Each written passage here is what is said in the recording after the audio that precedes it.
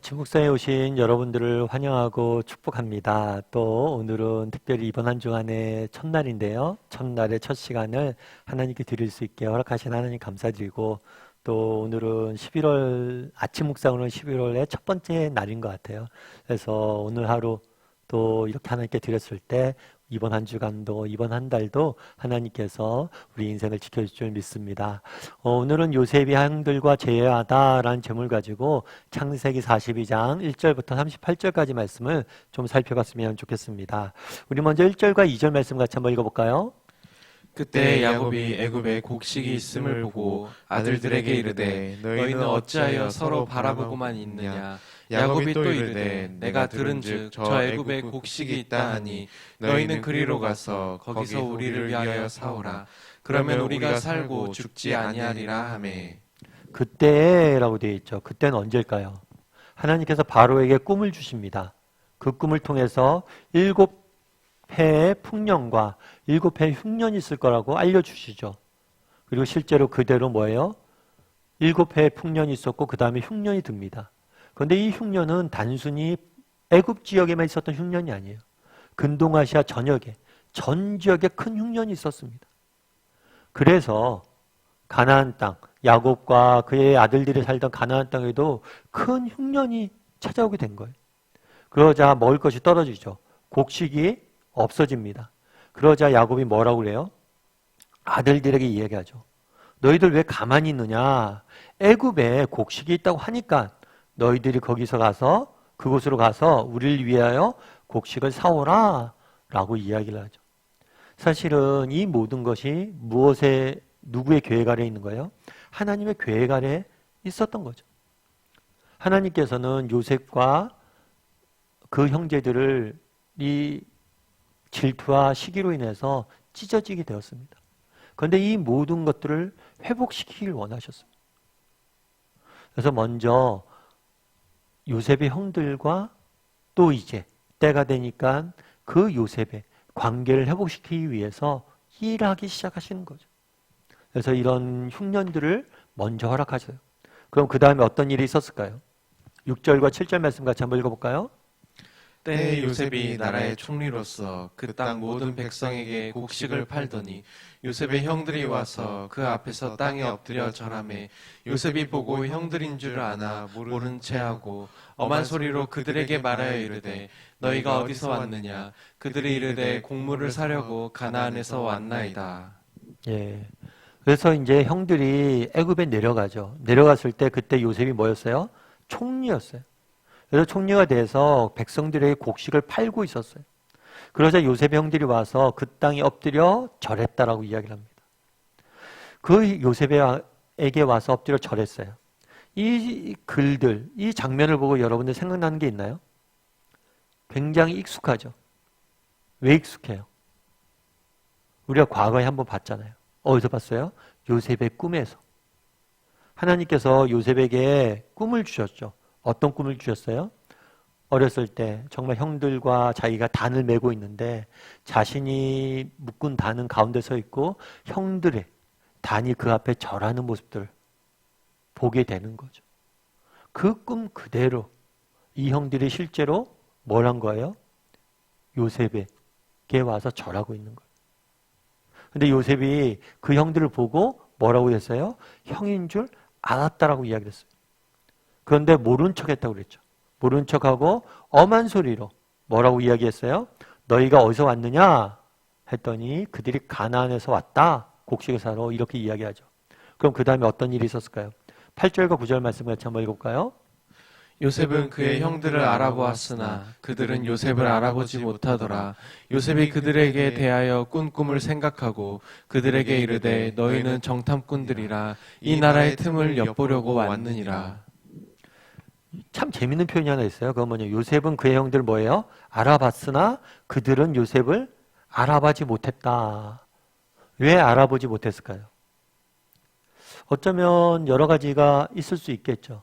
여러 가지가 있을 수 있는데 앞서 우리가 그런 이야기를 했잖아요. 지난주에 우리가 바로가 요셉을 이집트화 시켰다고 그랬잖아요. 이집트 사람의 이름을 주고 이집트 여인과 결혼하게 하고 완전히 이집트 사람처럼 만들었어요.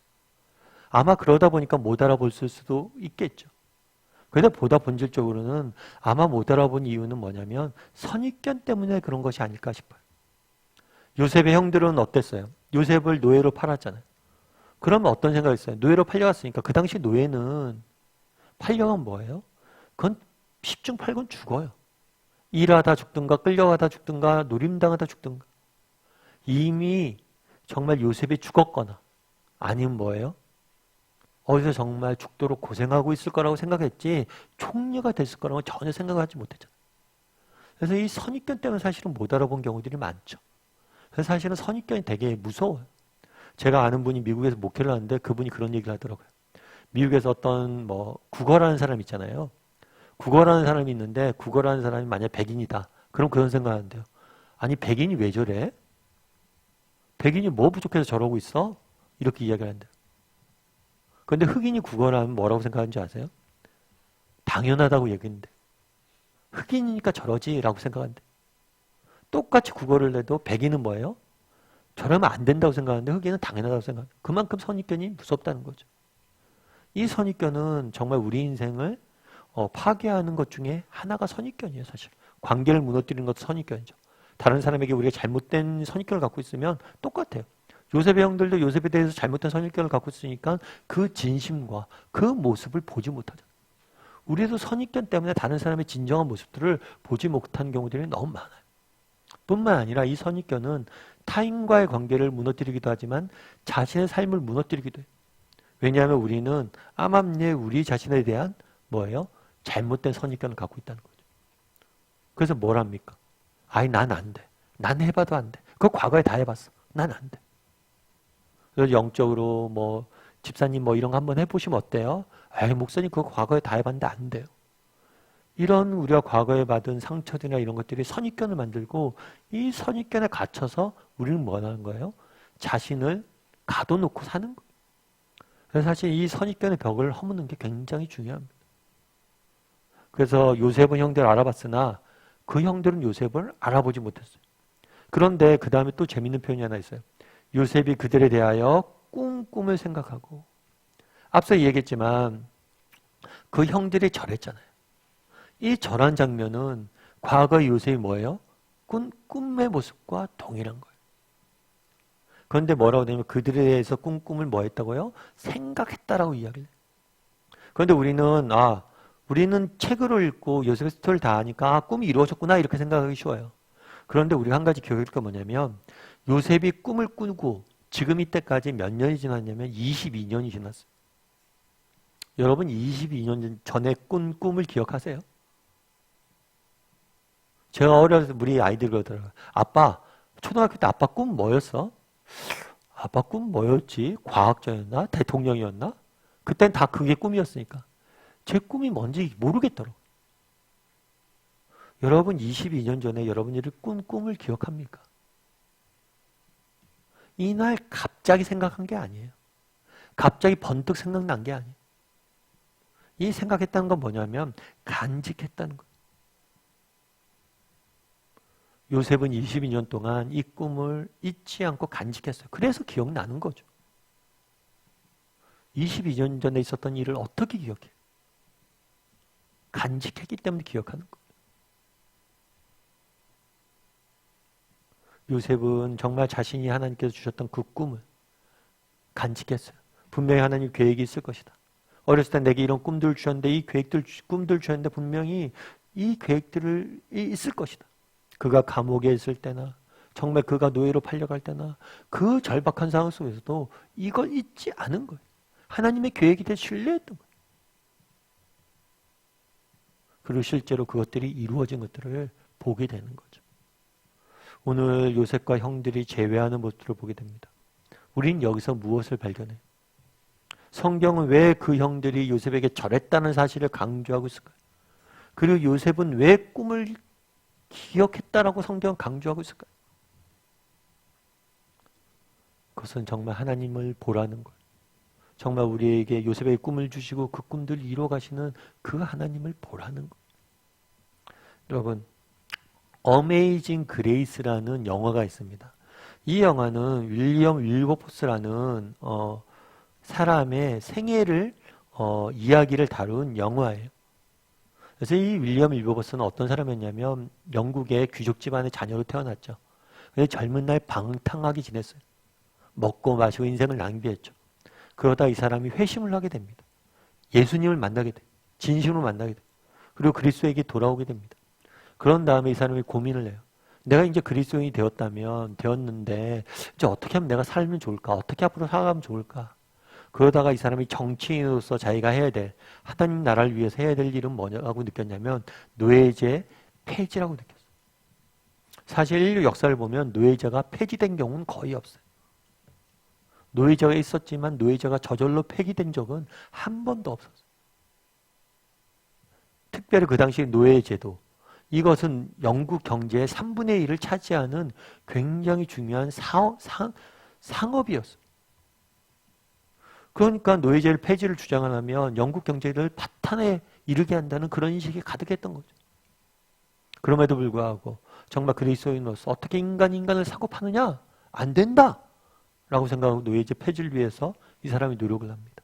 매년 법안을 만들고 열심히 싸워요. 그래서 10년 넘게 싸웠는데 성과가 전혀 없어요. 다가오는 것이라고 남는 것이라고 뭐예요? 생명에 대한 위협과 정덕들을 죽이려고 하고 끊임없이 협박만이 그에게 남아있는 거죠. 성과 하나 없이. 그래서 이 사람이 지칩니다. 영화에 그런 면이 나와요. 장면들. 지쳐서 모든 걸 포기하려는 장면이 나와요. 그런데 한 사람의 여인에게 편지를 받습니다. 그런데 그 편지 내용이 이런 편지 내용이에요. 봄마다 수선화가 피어나는 것처럼, 여름마다 버찌가 무르익는 것처럼, 그리고 가을마다 윌리엄 윌버스가 하원에 의안을 제출하는 것처럼 우리를 흥분시키는 일은 없었죠. 올해도 우리는 가을이 올 거라고 믿어요. 흥분이 된다는 거예요. 뭐가 흥분이 돼요?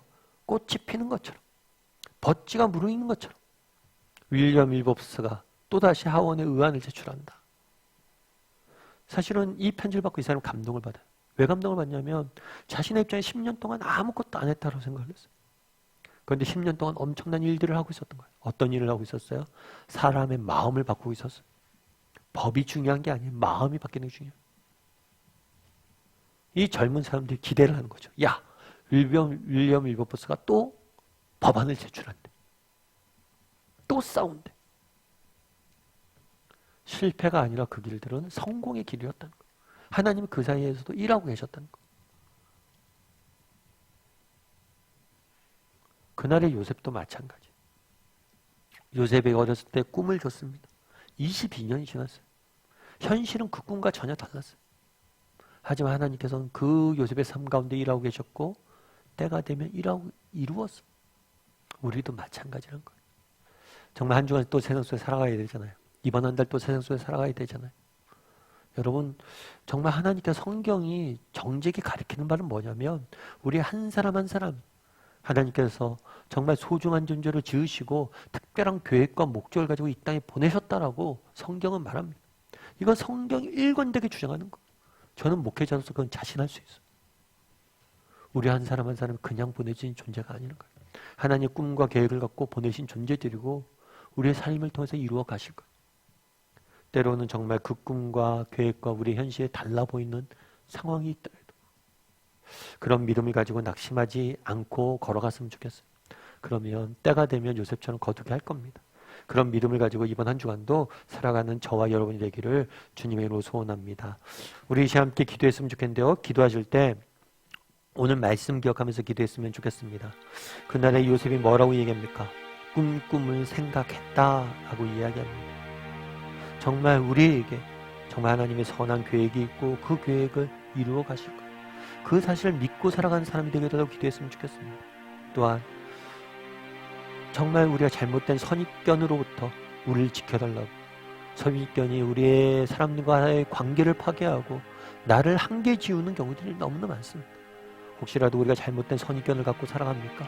나는 노예다, 나는 죄인이다 라는 선입견에 빠졌으면 요셉은 그 자리까지 못 갔어요.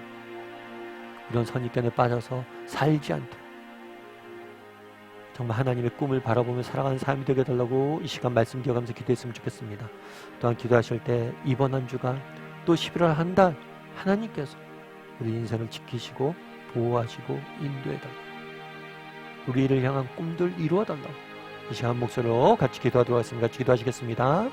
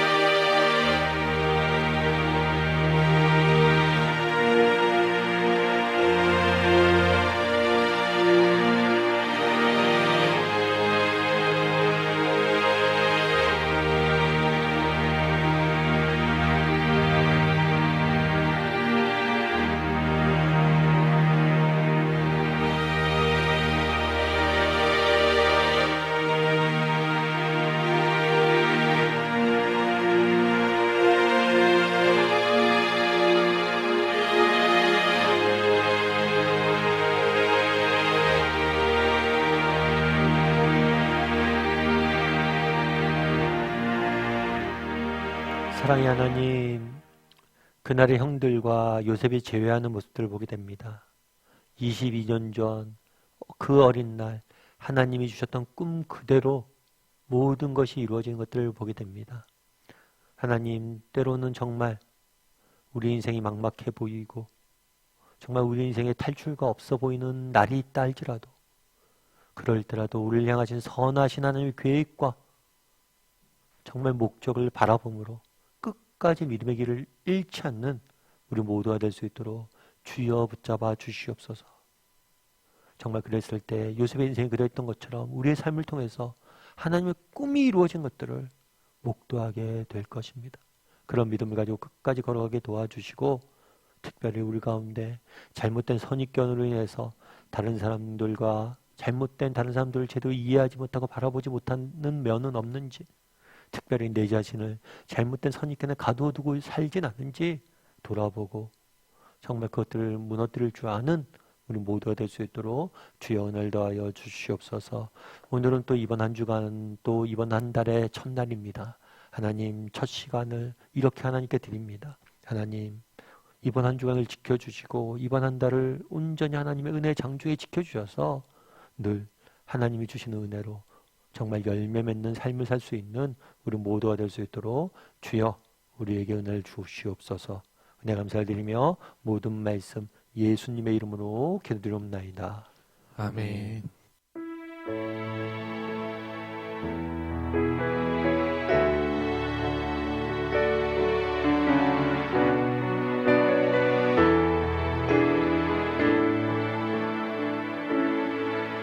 주가 보이신 생명에게 나 주님과 함께 상한 마음을 들이며 주님 앞에 나가리. 나의 의로움이 되신 주 그 이름 예수, 나의 길이 되신 이름 예수.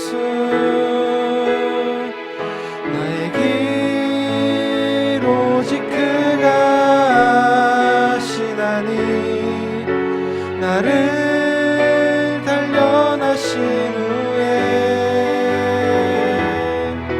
내가 정금같이